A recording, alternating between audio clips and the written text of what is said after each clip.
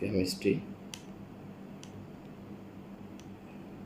Theoretical, হ্যাঁ, second paper,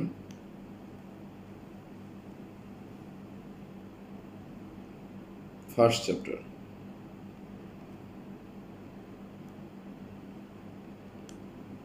এবং আমাদের মোটামুটি আজকের টপিক্সের নাম হচ্ছে বায়ুমণ্ডল। আমরা এটাকে লাইন 1 দিলাম। লাইন 1 মানে হচ্ছে প্রথম লেকচার। আমাদের টপিক্সের নাম হচ্ছে কি, বায়ুমণ্ডল। টপিক্সের নাম বায়ুমণ্ডল। তো বায়ুমণ্ডল নিয়ে আমরা বেশ কিছু কথা বলবো, মাথায় যেন থাকে বায়ুমণ্ডল নিয়ে কী কী কথা বলা যায়। তো আমরা একটা কাজ করব, একটা পৃথিবী আঁকাই আগে। লাইক মনে করো এটা হচ্ছে একটা পৃথিবী, এটা হচ্ছে আমাদের আর্থ। এই পৃথিবীর পৃষ্ঠ থেকে, এটা হচ্ছে পৃথিবীর পৃষ্ঠ বা ভূপৃষ্ঠ। তো ভূপৃষ্ঠ থেকে আমাদের মোটামুটি 500 কিলোমিটার উচ্চতা পর্যন্ত বায়ুমণ্ডল অবস্থিত। তাহলে বায়ুমণ্ডল আসলে ভূপৃষ্ঠ থেকে কত মিটার পর্যন্ত, কত কিলোমিটার পর্যন্ত বিস্তৃত? 500 কিলোমিটার পর্যন্ত। ঠিক আছে, আরও কিছু কথা আছে যেগুলো আমাদের লাগবে।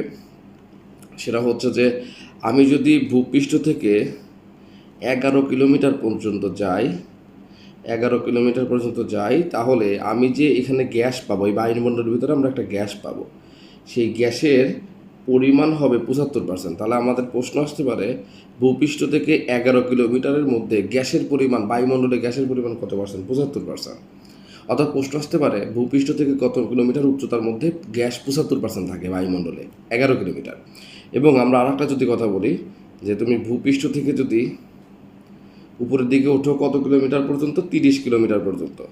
30 কিলোমিটার পর্যন্ত উঠলে বায়ুমণ্ডলে যে গ্যাসটা থাকবে সেই গ্যাসের পরিমাণ 99%।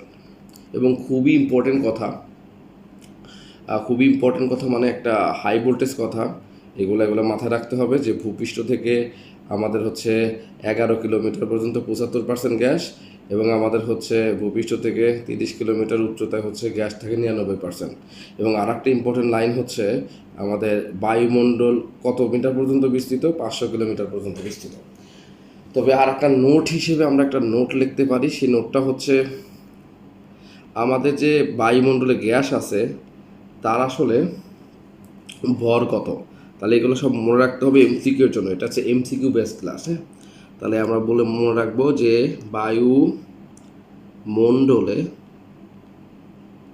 বায়ুমণ্ডলে থাকা গ্যাসের মোট ভর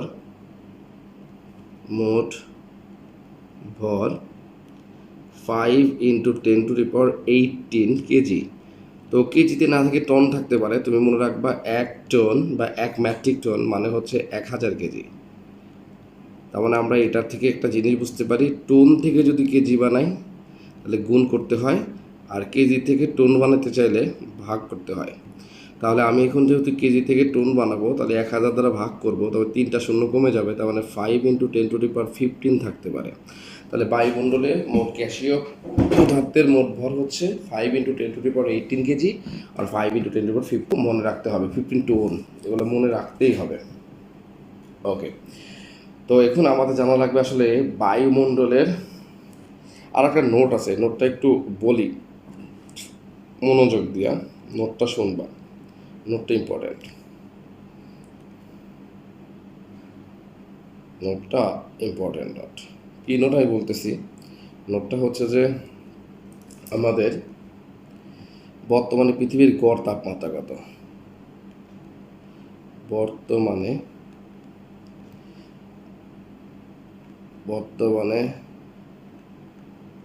পৃথিবীর গড় তাপমাত্রা 15 ডিগ্রি সেলসিয়াসের মতো। তবে বায়ুমণ্ডলে যদি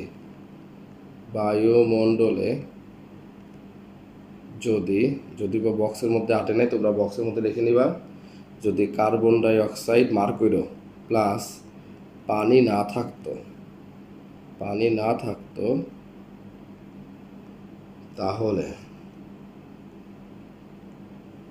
তাহলে পৃথিবীর তাপমাত্রা, আমি শুধু তাপমাত্রা লিখে দিলাম, তাপমাত্রা -30 নেমে আসতো, -30°C নেমে আসতো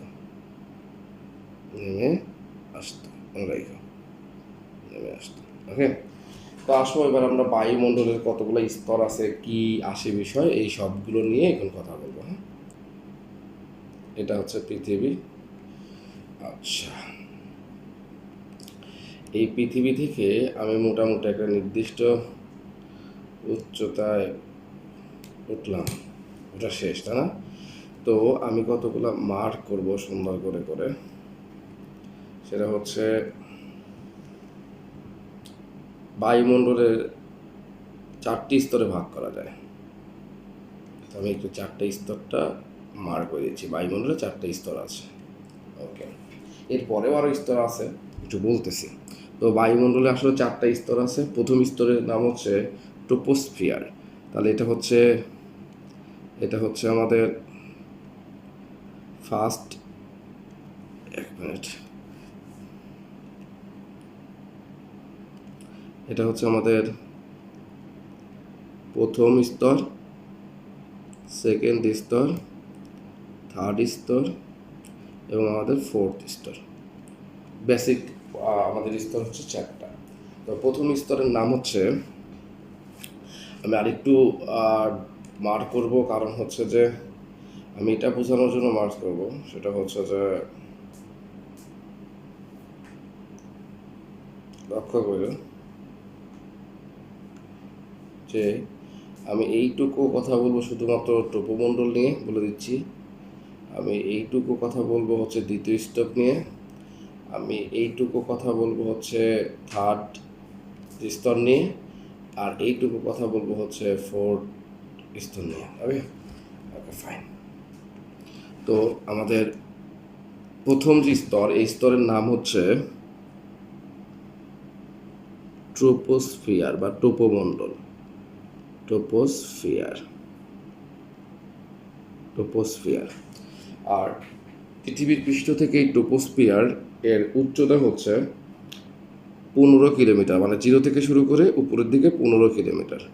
তাহলে ট্রোপোমণ্ডলের অবস্থান কিন্তু 15 কিলোমিটার।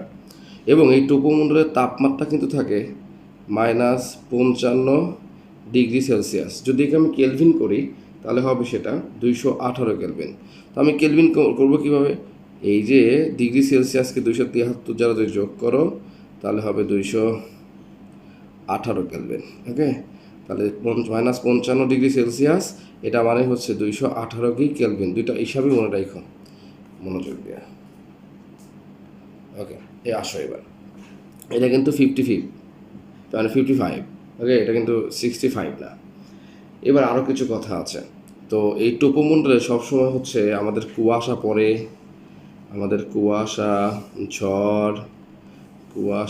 ঝড়, মেঘ লাগে, তারপর হচ্ছে ঝড় যে ঝান্ডাগুলো আছে না, ঝড় ঝান্ডা সব এখানে হয়। হ্যাঁ, আচ্ছা, তাই এখানে যেহেতু সবসময় মারামারি এরকম ঝড় মেঘের ডাক পাওয়া যায়, তাই এই ট্রোপোমণ্ডলের আর একটা নাম হচ্ছে ক্ষুব্ধমণ্ডল।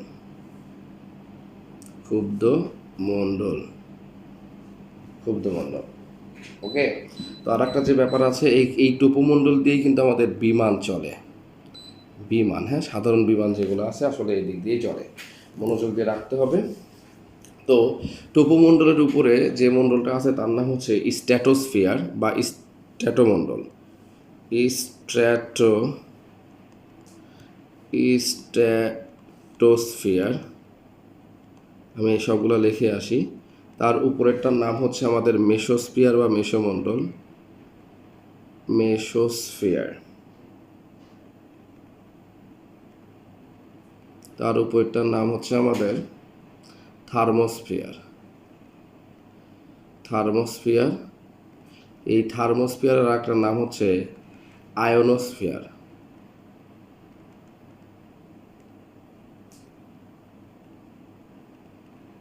আয়নোস্ফিয়ার। ওকে ওকে, যেমন কাহিনী হচ্ছে, তো ট্রপোমণ্ডলের তাপমাত্রা -55, তো স্ট্র্যাটোস্ফিয়ারের তাপমাত্রা কিন্তু 2 ডিগ্রি সেলসিয়াস। একে কেলভিন করলে হবে 275 কেলভিন। এবং 0 থেকে ভূপৃষ্ঠ থেকে 15 পর্যন্ত যেহেতু আমাদের ট্রপো, 15 পর থেকে আমাদের 50 কিলোমিটার পর্যন্ত হচ্ছে স্ট্র্যাটো। এবং আমাদের মেশো যদি বলি তাহলে স্ট্র্যাটো 50-এর পরে 85 কিলোমিটার পর্যন্ত হচ্ছে মেশো, এবং 85-র পর থেকে 500 কিলোমিটার পর্যন্ত হচ্ছে আমাদের থার্মোস্ফিয়ার। ওকে ওকে ফাইন। তো আমাদের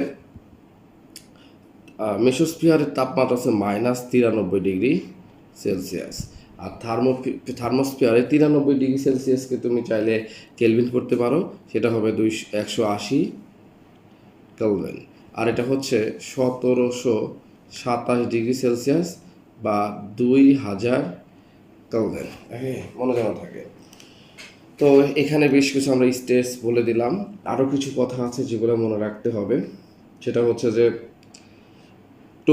ট্রপোস্ফিয়ার থেকে আমি একটু বলে দেই, ট্রপোস্ফিয়ার থেকে স্ট্র্যাটোস্ফিয়ারের যে মধ্যবর্তী ফাঁকা জায়গা বা বায়ুর যে পাতলা স্তর, এটার নাম হচ্ছে ট্রোপোপাউচ। এর নাম কি? ট্রোপোপাউচ। ঠিক তেমনি স্ট্র্যাটোস্ফিয়ার থেকে মেসোস্ফিয়ারের যে মাঝখানে ফাঁকা বায়ুমণ্ডলের পাতলা স্তর, এটার নাম হচ্ছে স্ট্র্যাটোপাউচ। স্ট্র্যাটোপাউচ, এগুলো আমাদের লাগবে, একটু পরে আমরা এমসিকিউর মধ্যে আসবো। হ্যাঁ, পাউচ। Okay fine. বেশ কিছু জিনিস মনে রাখো। আমাদের ল্যাপস রেট একটা কথা আছে, ল্যাপস রেট নাম, ল্যাপস রেট।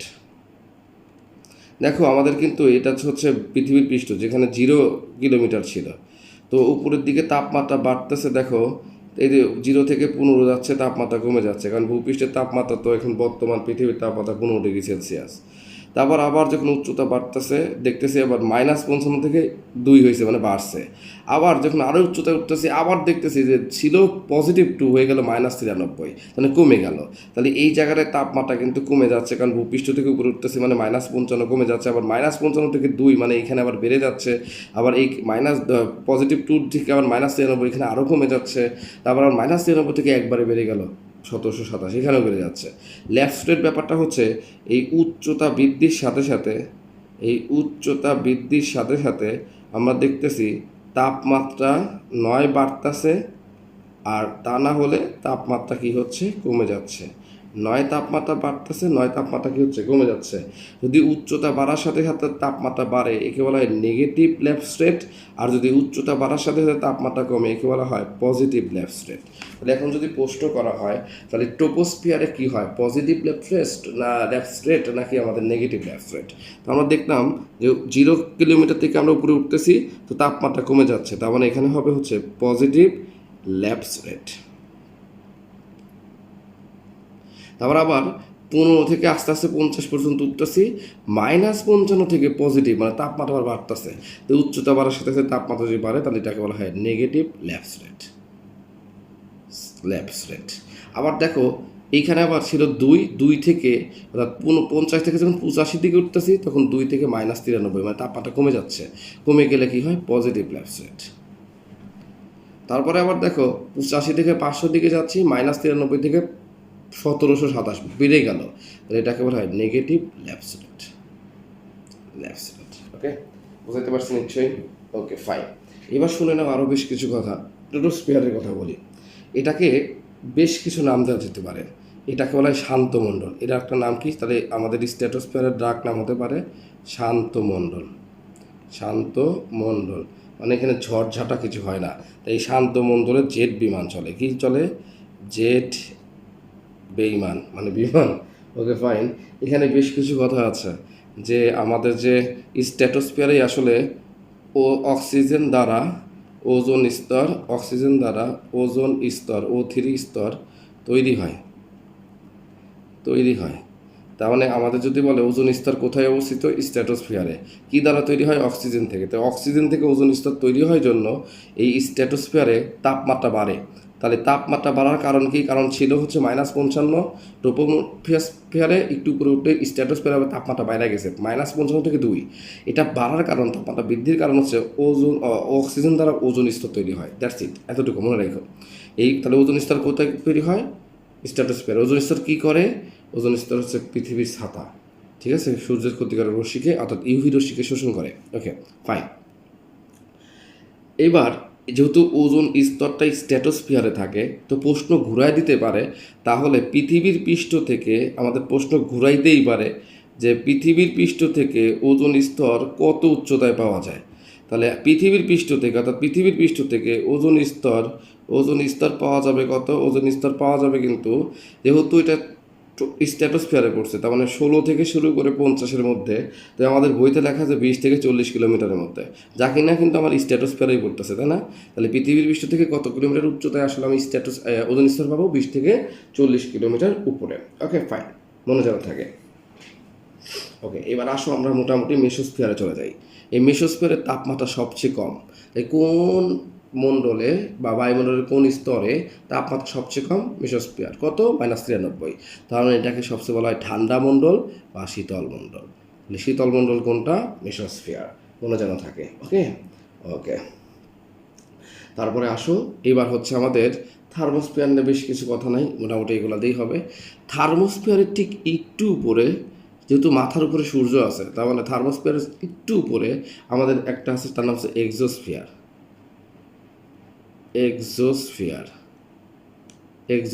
এক্সোস্ফিয়ারের মূল উপাদান হচ্ছে হাইড্রোজেন আর হিলিয়াম। আর এক্সোস্ফিয়ারের উপরে রয়েছে কি জানো? এক্সোস্ফিয়ারের উপরে রয়েছে চুম্বক স্ফিয়ার।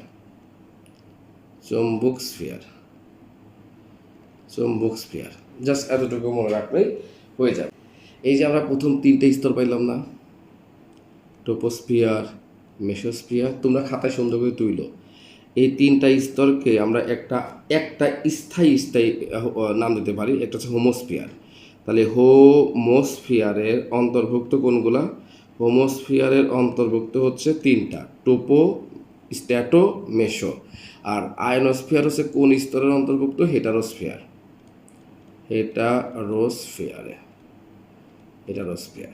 তাহলে এই 4টা স্তরের মধ্যে হেটারোস্ফিয়ার হচ্ছে আমাদের শুধু থার্মোস্ফিয়ার বা আয়নোস্ফিয়ার, বা উপরে যা আছে এক্সোস্ফিয়ার, চুম্বকস্ফিয়ার। আর প্রথম 3টা যে আছে ট্রোপো, স্ট্যাটো এবং মেসো, এরা হচ্ছে হোমোস্ফিয়ারের অন্তর্ভুক্ত। এবার হেটারোস্ফিয়ার।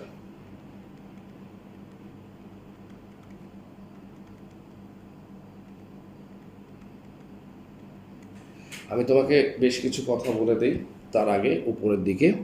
এটা একটা ইম্পর্টেন্ট নোট। আমাদের বায়ুমণ্ডলে যে উপাদানগুলো থাকে, বায়ুমণ্ডলের উপাদান যেগুলো থাকে, সেগুলো নিয়ে একটু প্যারা আছে। আমরা শর্টকাটে মনে রাখবো কার অন, মানে গাড়ি চলতেছে, হ্যাঁ, শর্টকাট কার অন মনে রাখতে হবে। কারণ দ্বারা বোঝায় সিতে হচ্ছে কার্বন ডাই অক্সাইড, আর মানে হচ্ছে আর্গন, তো আমাদের এটা দ্বারা বোঝায় অক্সিজেন, আর NO2 দ্বারা বোঝায় হচ্ছে নাইট্রোজেন। একটু আগে শিখে আসি আমরা। আসো, এবার যদি বলে বায়ুমণ্ডলে কে কত পার্সেন্ট পাওয়া যায়, মানে শতকরা পরিমাণগুলা যেভাবে আমি লিখে দিব ঠিক সেইভাবে মনে রাখবে, হ্যাঁ। তো কার্বন ডাইঅক্সাইডের শতকরা পরিমাণ হচ্ছে 0.033%। তার মানে আমাদের এটা কতটুকু পাওয়া যায়? 0.033%। আর্গন পাওয়া যায় কতটুকু? 0.93%। পরিমাণ কিন্তু অক্সিজেন পাওয়া যায় কতটুকু? অক্সিজেন পাওয়া যায় 20.98, তার মানে 21%-এর মতো। এবং নাইট্রোজেন সবচেয়ে বেশি পাওয়া যায় এবং তার পরিমাণ হচ্ছে 78.09%। এবং এদের সাথেও আরও অতিরিক্ত আমাদের কী আছে? পানি আছে, তারপর হচ্ছে আমাদের কার্বন আছে, ওর নাম কি, জলীয় বাষ্প আছে, এবং পানি সহ আমাদের হচ্ছে 12টি অন্যান্য গ্যাস আছে। 12টি গ্যাস আছে। শুধু বায়ুমণ্ডলের মধ্যে একটা গ্যাসের উপাদান নাই, সেটা হচ্ছে মিথেন অনুপস্থিত। মিথেন নাই, হ্যাঁ, মিথেন অনুপস্থিত, মিথেন নাই। ওকে, ফাইন। আমি তোমাকে যে পাঠটুকু পড়াইলাম, সেই পাঠটুকুতে একটু ঝামেলা হচ্ছে। আমি তোমাকে যেটা পড়িয়েছি সেটা হচ্ছে কিন্তু শতকরা পরিমাণ। বাট শতকরা পরিমাণ না চেয়ে যদি তোমাকে বলতো যে মোল ভগ্নাংশ কত, মোল ভগ্নাংশ, বা আগে থেকেই পড়ে ফেলে নাও, বা বলতো যে আংশিক চাপ কত, আমি কিন্তু শতকরা পরিমাণ পড়ছি, শতকরা পরিমাণ থেকেই আমরা বাইর করে ফেলবো মোল ভগ্নাংশ বা আংশিক চাপ কত। প্রশ্নই করতে পারে যে বায়ুমণ্ডলে থাকা কার্বন ডাইঅক্সাইডের কি কত, আংশিক চাপ কত, করতে পারে না, করতেই পারে না। তো তখন কি করবা, পার্সেন্টেজ উঠাই দিবা, 100% উঠাই দিলে ওকে 100 দ্বারা ভাগ করতে হয়। তাহলে দেখো 0.033 তুমি জানতে এটা শতকরা পরিমাণ, কিন্তু মূল ভগ্নাংশ আংশিক চাপ বলে তোমাকে বলছি পার্সেন্টেজ উঠাই দিতে মানে 100 দ্বারা ভাগ করে দিতে। তাহলে অ্যান্সার দাঁড়াবে 0.0, তো ছিলই, আরও 2টা জিরো বাড়বে, মানে 100 আছে তো, তাহলে এত। হ্যাঁ, আচ্ছা ফাইন। এটাকে যদি আমরা ভাগ করতাম 100 দ্বারা তাহলে হয়তো কত, 0.093। যদি তোমাকে বলতো এটাকে শতকরা পরিমাণ, এই মূল ভগ্নাংশ আংশিক চাপ, তুমি কিন্তু শতকরা পরিমাণ জানো 20, আর আমি বলছি পরিমাণ বাদ দিয়ে মূল ভগ্নাংশ বা আংশিক চাপ চাইলে পার্সেন্টেজ উঠাই দিতে হয়, তাহলে এটা হবে 0.2098, এবং এটার ভ্যালু হবে কত, 0.7809। ওকে, তো যদি চাপ বলে তো চাপের একক তো এটিএম বসাই দিবা, যদি আংশিক চাপ বলে তাহলে এই ভ্যালুগুলোর পাশে আমরা এটিএম বসাই দিব। ওকে, ওকে ফাইন। এবার দেখো একটা কথা বলি, এখান থেকেই পড়ায় ফেলি, সেটা হচ্ছে আমি 2টা স্তর বলে দিলাম। হ্যাঁ, একটা বললাম হেটারোস্ফিয়ার, যেটা হচ্ছে আয়নোস্ফিয়ার অন্তর্ভুক্ত, হেটারোস্ফিয়ার কিছুক্ষণ আগে, এবং আরেকটা বললাম হচ্ছে হেমোস্ফিয়ার। হেমোস্ফিয়ার মজা আছে যদি পড়া বোঝা যায়। তো হেমোস্ফিয়ারে যে বায়ুমণ্ডলের উপাদান পড়লাম, কারণ এর ভিতরে যে অক্সিজেন আর নাইট্রোজেনের পরিমাণ যে বেশি, আমরা জানি এটার মুখ্য একটা পার্ট আছে, মানে মুখ্য উপাদান কোনগুলো, গৌণ উপাদান কোনগুলো, এগুলো খুবই সহজ, একটু শর্টকাট বুঝিয়ে দিলে তুমি পারবা। দেখো লক্ষ্য করো, মুখ্য মানে মেন উপাদান, তো বায়ুমণ্ডলের মেন উপাদান ছিল carbon dioxide, argon, oxygen, nitrogen, পানি, 12টি গ্যাস। এদের মধ্যে সবচেয়ে মুখ্য মানে সবচেয়ে বেশি পাওয়া যায়, অক্সিজেন আর নাইট্রোজেন বেশি পাওয়া গেল না, তাহলে এখানে মুখ্য উপাদান হচ্ছে অক্সিজেন আর কি নাইট্রোজেন। আর বাকি যা আছে কার্বন ডাইঅক্সাইড, তারপর হচ্ছে জলীয় বাষ্প, তারপর হচ্ছে আর্গন, তারপর আরও যোগ 12টি গ্যাস যে আছে শুধু মিথেন বাদ দিয়া, ঠিক আছে, 12টি গ্যাস, এগুলো সব হচ্ছে গৌণ। তাহলে পরিমাণে যে 2টা বেশি পাওয়া গেছে সেটা হচ্ছে হেমোস্ফিয়ারের মুখ্য, আর গৌণগুলো হচ্ছে এটা। আর হেটারোস্ফিয়ারের মুখ্য আর গৌণ একটু বলে দেই যে মুখ্য কোনগুলো। হ্যাঁ, মুখ্যগুলো হচ্ছে মনে রাখবা হাই, হ্যালো, ও, নো, ও, নো, এটাকে ইংরেজিতে লিখতে পারো হাই, হ্যালো, ওহ, নো। মানে কি, এটা মানে হচ্ছে হাইড্রোজেন, হাই বানানে আমাদের আই হবে। আচ্ছা, হাই মানে হাইড্রোজেন, হ্যালো তো হচ্ছে হিলিয়াম, ওতে হচ্ছে ও, এটা হচ্ছে নাইট্রোজেন, এটা হচ্ছে অক্সিজেন। চাইলে আমরা এখানে ওজনও বসাইতে পারতাম। হ্যাঁ, O3। ওকে, তাহলে হেটারোস্ফিয়ারে হচ্ছে হাই, হ্যালো, ও, নো। আর যদি বলে তাহলে হেটারোস্ফিয়ারের গৌণ কি, এক কথা বলে দেই, যে সকল মানে পজিটিভ চার্জ যাদের উপরে থাকবে, পজিটিভ চার্জ থাকলেই মনে রাখবা গৌণ উপাদান। যদি বলে NO প্লাস, তাহলে প্লাস চার্জ মানে একটা চার্জ থাকা মানেই হচ্ছে হেটারোস্ফিয়ারের গৌণ উপাদান। তো মোটামুটি হয়তো আমরা পুরো পার্টটুকু পড়লাম। এখন আমরা যদি এটার সৃজন মানে MCQ প্যাটার্নগুলো কিভাবে আসে আমরা যদি একটু সলভ করে দেখি। আসো দেখো, এখানে আমাদের বলছে মেসোস্ফিয়ারের উচ্চতা কত কিলোমিটার পর্যন্ত বিস্তৃত। মেসোস্ফিয়ার আমরা জানি যে 15 পর্যন্ত হচ্ছে ট্রোপো, 50 পর্যন্ত স্ট্যাটো, 85 পর্যন্ত মেসো। তাহলে 85 থেকে কত হবে আমাদের 85, 50 থেকে 85। তো আমরা এখন কই পাবো এটা, কই লক্ষ্য করো, এই দেখো আমাদের মেসোমণ্ডল 85 পর্যন্ত, তো কিন্তু এই যে 85 পর্যন্ত বিস্তৃত, তার মানে আমার আগের লেকচার পড়লে তোমরা মোটামুটি এগুলো সম্পর্কে ভালো আইডিয়া পাবা। ওকে, ঠিক আছে, আমরা এবার পরের পাঠটুকু আসতেছি। এখানে কিন্তু আর একটা 2 নম্বর কোশ্চেন, বায়ুমণ্ডলে স্ট্র্যাটোস্ফিয়ারের প্রধান উপাদান কি। আমি বলেছিলাম স্ট্র্যাটো মানে কিন্তু দ্বিতীয় পর্যায়, আর দ্বিতীয়টাতে কিন্তু অক্সিজেন দ্বারা ওজোন স্তর তৈরি হয়। তার মানে আমাদের বায়ুমণ্ডলে স্ট্র্যাটোস্ফিয়ারের মূল উপাদানই হচ্ছে ওজন। মূল উপাদান কি, ওজন। বায়ুমণ্ডলে হিমোস্ফিয়ারের নিচে মানে হিমোস্ফিয়ারে কোনটি থাকে না? আমরা হিমোস্ফিয়ারে কি বললাম? কারণের ভিতরে carbon dioxide, argon, ozone, nitrogen, তোমার হচ্ছে পানি এবং 12টি গ্যাস। যে ও মিথেন থাকে না, লিখে দিয়েছিলাম মিথেন থাকে না। বায়ুমণ্ডলের কোন স্তরে তাপমাত্রা সবচেয়ে বেশি?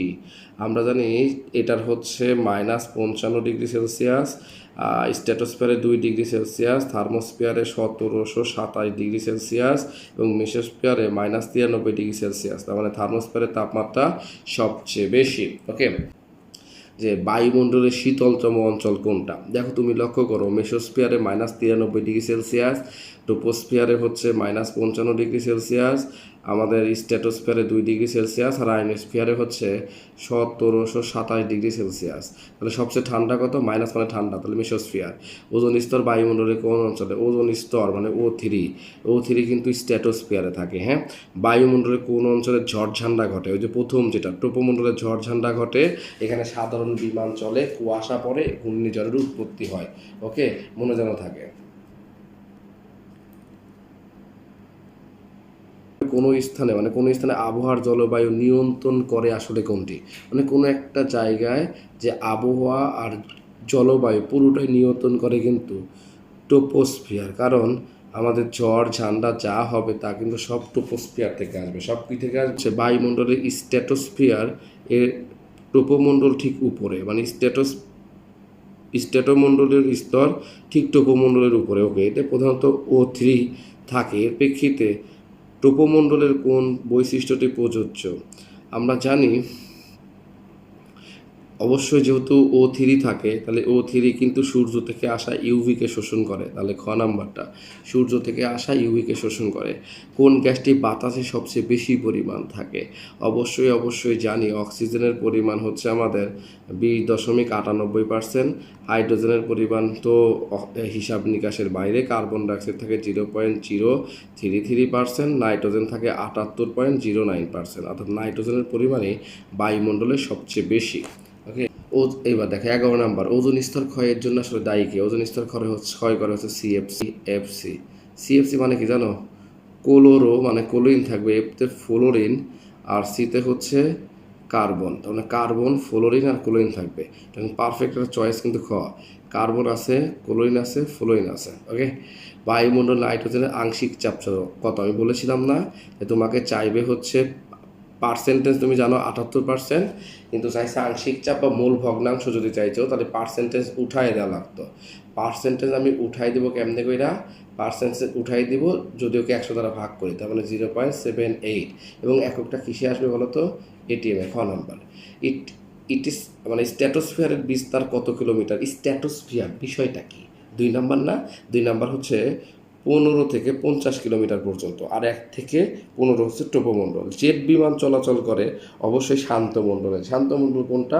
সেটা হচ্ছে স্ট্র্যাটোস্ফিয়ার মানে স্ট্র্যাটোমণ্ডল।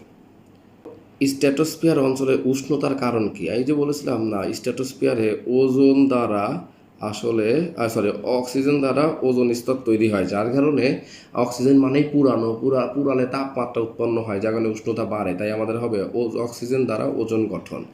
তো বায়ুমণ্ডলে আর্গনের পরিমাণ, এটা আসলে মিস্টেক দেওয়া আছে, এখানে সঠিক অ্যান্সারটা নাই, কারণ আর্গনের পরিমাণ হচ্ছে 0.93%। তা আমি কোনটা দাগাইতাম? এটাতে একটাও নাই, কারণ এটা হচ্ছে কার্বন ডাইঅক্সাইডের পরিমাণ, এটা নাইট্রোজেনের পরিমাণ। 0.09 যদি থাকতো তাও হইতো না, কিন্তু আমাদের এখানে উচিত হচ্ছে আর্গনের জায়গায় নাইট্রোজেন দেওয়া। যে বায়ুমণ্ডলের নাইট্রোজেনের পরিমাণ কত? তাহলে 0.78%। আর্গন বললে এই রেজাল্টটা থাকতে হবে। তো এই রেজাল্টের সাথে মিলায় খ নাম্বার দেওয়া যেতে পারতো, তবুও যদি বা ভুল। মেঘ, বৃষ্টি, শিশির, কুয়াশা সব ট্রোপোমণ্ডলে হয়। ট্রোপোমণ্ডলে ঝড় ঝান্ডা যা হয় ক্ষুব্ধমণ্ডল তো। আচ্ছা ফাইন। দেখো 19 নাম্বার এমসিকিউ হচ্ছে বায়ুমণ্ডলের ট্রেস উপাদান মানে হচ্ছে যে পরিমাণে অত্যন্ত নগণ্য, এত নগণ্য যে তুমি মাপতে পারবা না, মানে মাপা যাবে না। ট্রেস মৌল মানে মাপা যাবে না, বাট আইডেন্টিফাই করা যাবে যে আছে, বাট কতটুকু আছে সেটা মাপতে পারবা না। আর্গন মাপতে পারবা, কারণ আর্গন হচ্ছে 0.93%। জলীয় বাষ্প মাপতে পারবা 1 থেকে 4%, কার্বন ডাইঅক্সাইড মাপতে পারবা 0.033%, বাট আমাদের যে N2 আছে এটা সহজে মাপা যায় না, এটা মাপাই যায় না, অনেক কম, যাকে বলা হয় ট্রেস উপাদান। আশা করি বুঝতে পারছো।